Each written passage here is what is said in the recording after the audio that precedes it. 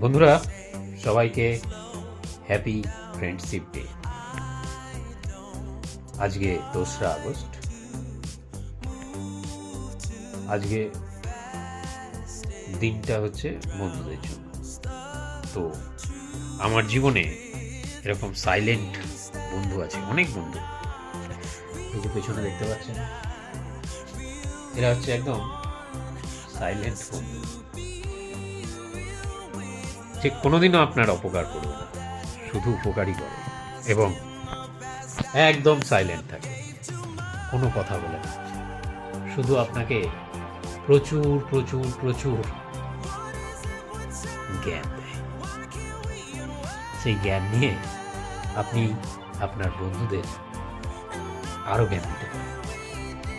তো সবাই এনজয় করুন ফ্রেন্ডশিপ ডে, আর বই পড়ুন, বইকে বন্ধু করুন, দেখবেন আপনার জীবন কিন্তু দারুণ হয়ে গেছে।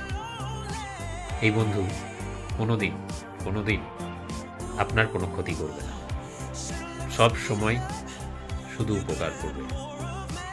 তাহলে হ্যাপি ফ্রেন্ডশিপ ডে, বই পড়ুন আর ভালো থাকুন।